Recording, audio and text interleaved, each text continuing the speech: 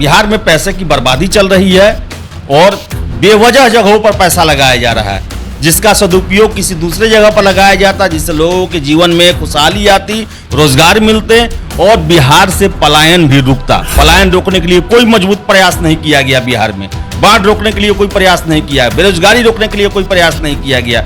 जो स्वास्थ्य को लेकर यहाँ से छात्र जाते, यहाँ से लोग जाते हैं दूसरे राज्यों में, उसे रोकने का प्रयास नहीं किया गया। यहाँ पर कोचिंग व्यवस्था, पढ़ाई लिखाई सब चीज चौपट कर दिया गया। पटना एक बड़ा हब हुआ करता था मेडिकल इंजीनियरिंग की तैयारी के लिए, क्यों आज कोटा चला गया? कोटा में कौन है वहां पर? सारे बिहार के छात्र, मैक्सिमम बिहार के छात्र वहां पर अपना पैसा लगा रहे हैं। आखिर क्या कारण है कि बिहार में जहरीली शराब बन जा रहा है? किनका गलती है? क्या चौकीदार, दफादार और एएसआई और सब इंस्पेक्टर का ही गलती है? सारे जगह पर जाएं तो वहां पर लोगों का सीधे कहना है कि यहाँ पर पुलिस के संरक्षण में शराब बिकता है। इतना कुछ हुआ बताइए। 1,85,000 लोगों को आपने एक साल में गिरफ्तार किया है शराबबंदी को लेकर।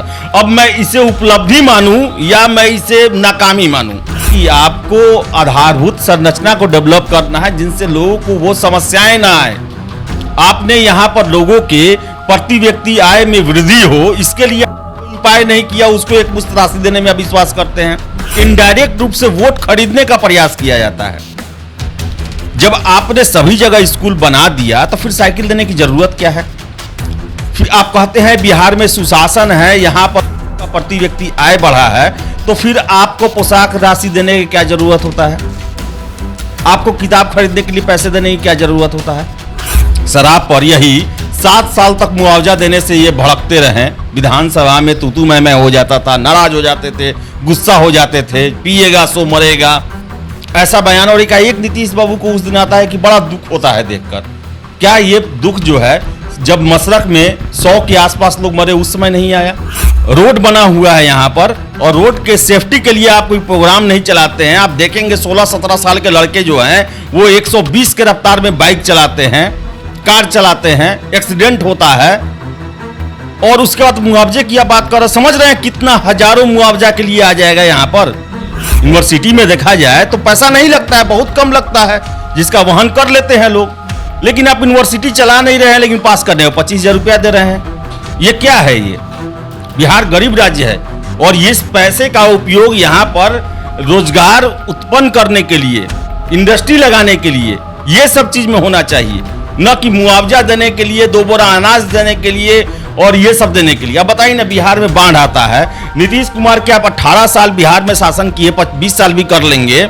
उन्होंने बाढ़ रोकने के लिए कोई अस्थायी प्रयत्न किया है? कि आपने हर एक पंचायत में स्कूल खोल रखा है। फिर साइकिल देने का मतलब क्या है?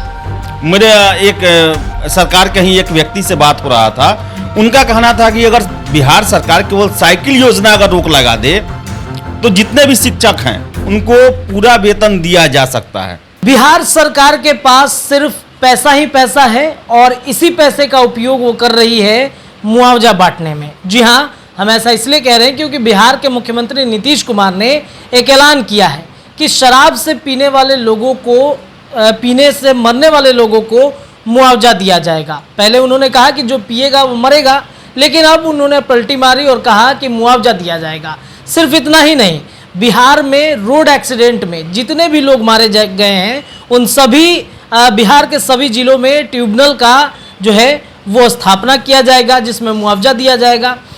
हर विभाग में देखा जाए तो मुआवजा ही मुआवजा मिल रहा है।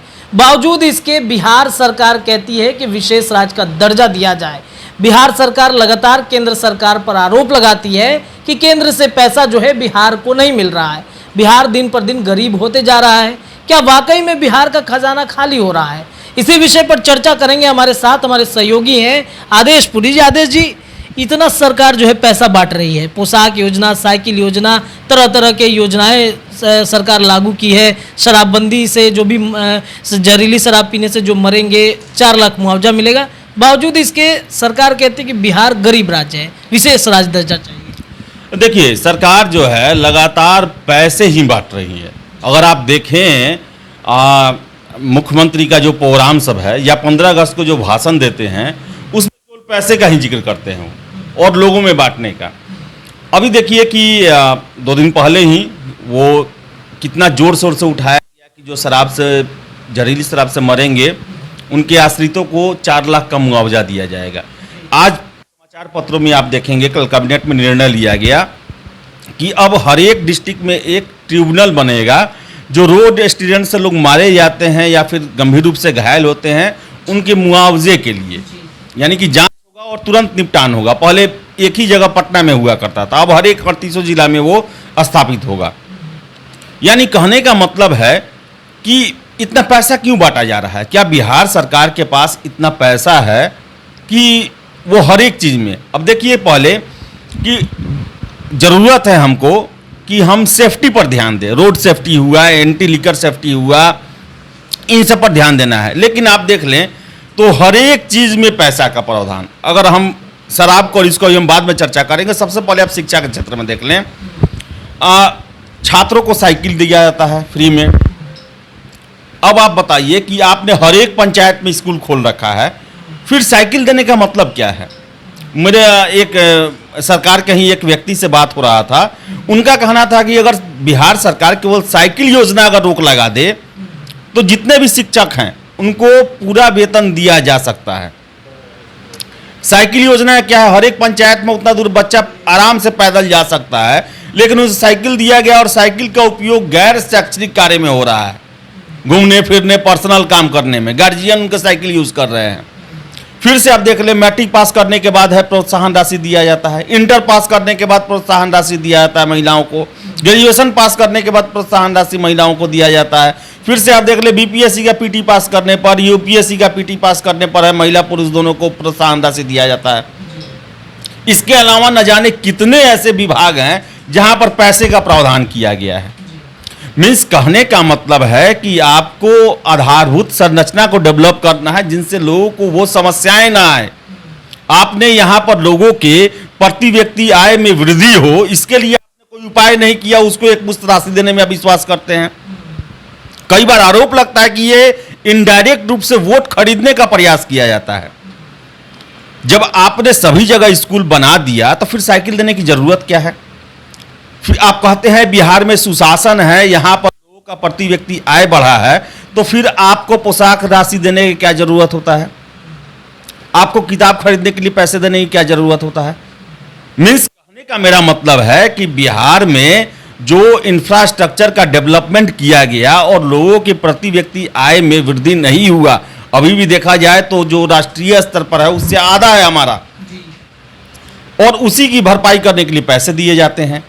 और यहाँ पर रोना रोया जाता है कि पैसे की कमी है, विशेष राज्य का दर्जा दिया जाए, केंद्र सरकार हमें पैसे नहीं देता है। और आप सोचिए ना कि एक नीतीश कुमार को मुआवजा देना क्यों याद आया? शराब पर यही 7 साल तक मुआवजा देने से ये भड़कते रहे, विधानसभा में तू मैं हो जाता था, नाराज हो जाते थे, गुस्सा हो जाते थे, पिएगा सो मरेगा, ऐसा बयान। और एक नीतीश बाबू को उस दिन आता है कि बड़ा दुख होता है देखकर। क्या ये दुख जो है जब मशरक में 100 के आसपास लोग मरे उस समय नहीं आया? उनके गृह जिला नालंदा में भी ऐसे कुछ कांड हुए, उस समय नहीं आया? सिवान में मरे, लगातार खजूरबानी में मरे, वहां पर सब जगह मरे, उस पर उनको दया नहीं आया। और लोकसभा चुनाव से पहले इनको दया आ गया। ये देखिए अभी जो ये लगे हुए हैं विपक्षी एकता पर, और इसके बाद जब अपना आधार देख रहे हैं नीतीश कुमार तो इनको लग रहा है कि इनका आधार खिसक चुका है। बिहार में देखें तो लगातार नीतीश कुमार का जो जनादेश जो है वो घिसकते जा रहा है। 2020 का विधानसभा चुनाव देख लें, उसके बाद जितने उपचुनाव हुए हैं वो देख लें आप, जो समीकरण इन्होंने बनाया था उसमें सेंधमारी हो चुका है। जो ऐसे में इन्हें सीधे लग रहा है कि भाई इनसे कौन पीड़ित है, शराब पीकर अभी कौन मर रहा है। आप देख ले 80 से 90% लोग वैसे हैं जो कि निर्धन है, गरीब है, अनुसूचित जाति से आते हैं, पिछड़ी जाति से आते हैं, जो कि इनके बड़े वोट आधार हैं वो लोग, और उनको मुआवजा नहीं मिल रहा है। ये कैसा परिपाटी शुरू कर रहे हैं कि ये बिहार में आगे नासुर ही बनते जाएगा।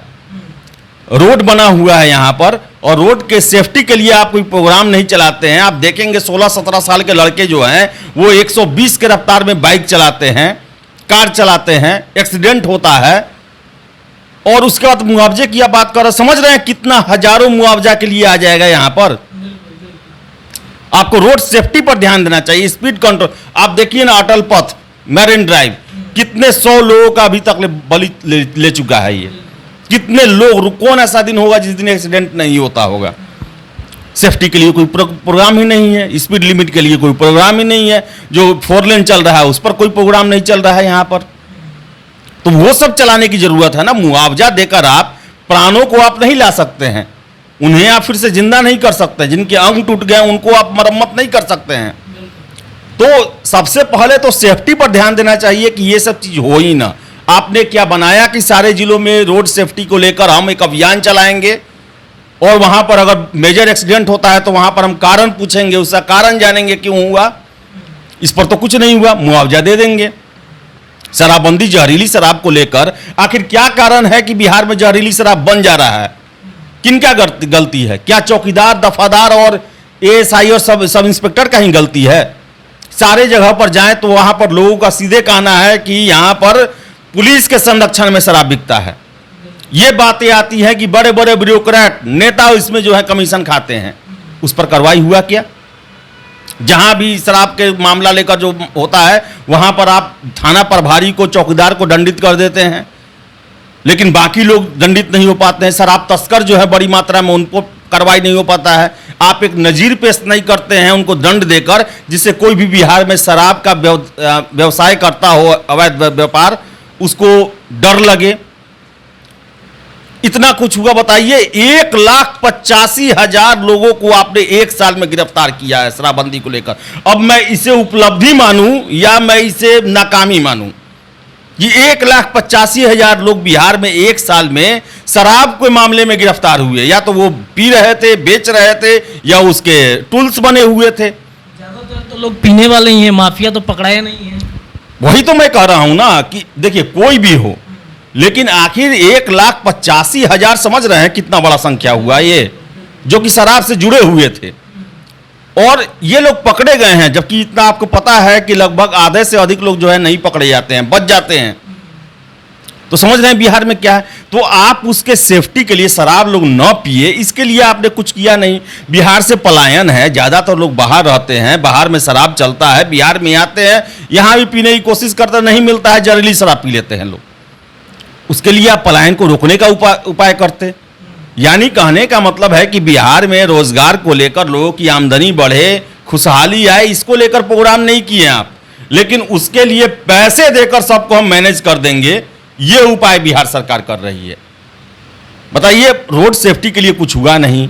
आपको फिर से ये शराबबंदी को, जहरीली शराब रुके किस तरह, इसके लिए आप कितना भी प्रयास करते हैं, लेकिन सारे प्रयास के ऊपर हर एक, देखिएगा, हर एक जो पत्रकार हैं, बड़े बड़े जानकार हैं, वो सरकार को बताते हैं कि क्या कारण है इसका, लेकिन उस पर कोई ठोस कार्रवाई होता नहीं, जिसके कारण शराब चलते बिक रहा है, लोग मर रहे हैं।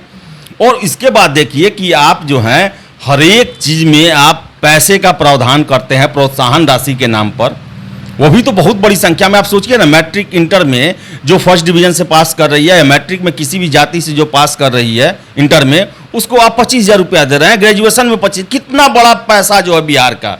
और यूनिवर्सिटी है तबाह, यूनिवर्सिटी है बर्बाद। यूनिवर्सिटी में कहाँ शिक्षक हैं? किस यूनिवर्सिटी में पढ़ाई होता है? तो यूनिवर्सिटी के लिए आप कुछ कर नहीं रहे हैं। यूनिवर्सिटी में देखा जाए तो पैसा नहीं लगता है, बहुत कम लगता है, जिसका वहन कर लेते हैं लोग। लेकिन आप यूनिवर्सिटी चला नहीं रहे हैं, लेकिन पास करने को 25,000 रुपया दे रहे हैं। ये क्या है? ये बिहार गरीब राज्य है, और इस पैसे का उपयोग यहाँ पर रोजगार उत्पन्न करने के लिए, इंडस्ट्री लगाने के लिए, ये सब चीज में होना चाहिए, न कि मुआवजा देने के लिए, 2 बोरा अनाज देने के लिए और ये सब देने के लिए। अब बताइए ना, बिहार में बाढ़ आता है, नीतीश कुमार के आप 18 साल बिहार में शासन किए, 20 साल भी कर लेंगे, उन्होंने बाढ़ रोकने के लिए कोई अस्थायी प्रयत्न किया है? कोई किया है? पहले देखा जाए तो बिहार में बाढ़ आने का क्षेत्र जो है वो लगातार बढ़ते जा रहा है। और उसमें क्या होगा कि देखिए, मई जून आ रहा है, अब होगा कि बांध की सुरक्षा के लिए एक गार्ड रखा जाएगा, मरम्मत के नाम पर काम किया जाएगा, और उसी इलाके में बाढ़ आता है। तो कोई प्रयास नहीं किया गया है, और यहां पर सिर्फ जो है एक गरीब राज्य का पैसा वैसे जगह पर लगाया जा रहा है बेमतलब का, जिसका कोई, उससे कुछ नहीं होने वाला है। इससे रोकथाम के इसको उपाय पर ज़्यादा हमको ध्यान देना चाहिए, चाहे जो भी हो, सड़क दुर्घटना हो, बाढ़ हो, जहरीला शराब हो, इन सब पर रोकथाम पर ज़्यादा ध्यान देना चाहिए। और रहा बात जो आप शिक्षा के लिए कहते हैं, आप यूनिवर्सिटी और स्कूल को इतना अच्छा बनाए ना कि छात्रों को प्रोत्साहन राशि देने की जरूरत ना पड़े। साइकिल बांटने की अब क्या जरूरत है, आपने पंचायत में आपने स्कूल खुलवा दिया है। लोगों के पास अगर आमदनी बढ़ेगा तो फिर पोशाक के लिए पैसा क्यों लेंगे वो। आजकल हर एक आदमी अपने बच्चों को पढ़ाई में पैसा लगाना चाहता है, कहीं से लगाना चाहता है। वो जरूरी नहीं है कि आप 800-900 रुपया दीजिएगा जो पोशाक के लिए, उसी पर वो एडमिशन लेगा तो लेगा, नहीं तो नहीं लेगा। तो बिहार में पैसे की बर्बादी चल रही है और बेवजह जगहों पर पैसा लगाया जा रहा है, जिसका सदुपयोग किसी दूसरे जगह पर लगाया जाता, जिससे लोगों के जीवन में खुशहाली आती, रोजगार मिलते और बिहार से पलायन भी रुकता। पलायन रोकने के लिए कोई मजबूत प्रयास नहीं किया गया बिहार में, बाढ़ रोकने के लिए कोई प्रयास नहीं किया, बेरोजगारी रोकने के लिए कोई प्रयास नहीं किया गया। जो स्वास्थ्य को लेकर यहाँ से छात्र जाते, यहाँ से लोग जाते हैं दूसरे राज्यों में, उसे रोकने का प्रयास नहीं किया गया। यहाँ पर कोचिंग व्यवस्था, पढ़ाई लिखाई सब चीज चौपट कर दिया गया। पटना एक बड़ा हब हुआ करता था मेडिकल इंजीनियरिंग की तैयारी के लिए, क्यों आज कोटा चला गया? कोटा में कौन है वहाँ पर? सारे बिहार के छात्र, मैक्सिमम बिहार के छात्र वहाँ पर अपना पैसा लगा रहे हैं।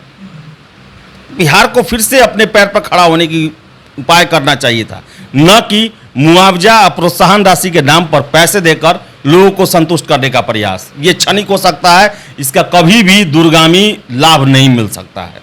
एक सवाल है, तेजस्वी यादव उन सभी मुद्दों को दबा रहे हैं। जब वो विपक्ष में थे तो नीतीश कुमार के खिलाफ बोलते थे, सरकार में है वो पहल क्यों नहीं कर रहे हैं? उनको तो मुख्यमंत्री बनना है। वही तो सबसे बड़ा आश्चर्य है, दुख होता है कि आज शिक्षक जो आज अभ्यर्थी हैं वही बोल रहे हैं कि जब ये विपक्ष में थे तो बोलते थे कि हम आएंगे तो सबको वेतनमान दे देंगे, सबको सरकारी कर्मचारी का दर्जा दे देंगे। आज है नजरें चुरा रहे हैं। आज एक नया बहाली के नाम पर जो है सारे एक बचने का प्रयास। आज देख ले कि 10 लाख कहाँ था इन्होंने ना कि कैबिनेट, पहला कैबिनेट में 10 लाख देंगे, 9 महीना हो गया, आज तक 10 लाख छोड़िए 10,000 के लिए नोटिफिकेशन इन लोगों ने जारी नहीं किया। पुलिस सिपाही में देख लीजिए, लगभग सब 5 महीने होने जा रहे हैं, कैबिनेट अप्रूवल कर दिया है लेकिन एक बहाली के लिए नहीं आया। कहते थे कि विभिन्न विभागों में से हम व्यवस्था करेंगे। इनके स्वास्थ्य विभाग में 1,68,000 सीट खाली है, उसके लिए कुछ नहीं कर रहे हैं। ये कब करेंगे आखिर? ये कब करेंगे? ये सबसे बड़ा प्रश्न है। देखिए, इन्होंने भी चुनाव के समय चुनावी वादा ये किया था, ये कहा था ना जुमलेबाजी, जो मोदी जी को लेकर कहा जाता है 2 करोड़ रोजगार को लेकर, उसी तरह इन्होंने जुमलेबाजी किया, मोदी जी का नकल किया कि वो 2 करोड़ बोले हैं, हम भी 10 लाख बोल के, परिणाम भी मिला उनको। लेकिन इन्हें ये भी सोचना चाहिए कि युवा जो हैं, आजकल के युवा पढ़े लिखे हैं, वो आपका एक एक हिसाब करते हैं। वो आज से ही पूछना शुरू कर दिए हैं, आज से नहीं बल्कि आपकी सरकार बनने के बाद से ही, कि क्या दे रहे हैं आप हमको। अभी तक उनका यह भी कहना है कि हमको बस वादा, दिलासा, आश्वासन के अलावा कुछ नहीं मिला है। तो तेजस्वी यादव देखिए सरकार में वो भी आए हैं, वो भी नीतीश बाबू की भाषा बोलने लगे हैं और वो भी जो है अब कन्नी काटने लगे हैं। तो विपक्ष में रह के बोलना आसान होता है, करना मुश्किल होता है। ये वो साबित कर रहे हैं, लेकिन कर सकते हैं। बिहार समस्या बहुत ज़्यादा है लेकिन संभावना उससे ज़्यादा बिहार में है, लेकिन उस संभावना को वो तलाश नहीं रहे हैं, उससे भाग रहे हैं। ये चलिए, तो संभावनाओं को तलाशना होगा और बिहार को सच में विकास पुरुष की ज़रूरत है। जिस तरीके से लगातार पैसा बिना फिजूल खर्च किए जा रहे हैं बिहार में, वैसे पैसे को बचाकर कहीं अच्छे जगह पे लगाएं। शिक्षकों के वेतन की बढ़ोतरी की लगातार चर्चा चलती, उसमें बढ़ाएं। तमाम विभाग में जो वैकेंसी है उसे निकाल करके उन विभागों के पदों को भरना ज़रूरी है। आपको क्या लगता है? अपनी राय कमेंट सेक्शन में रख सकते हैं। इस चर्चा में इतना ही, मिलेंगे अगली चर्चा में, तब तक के लिए दीजिए इजाज़त। बहुत बहुत धन्यवाद।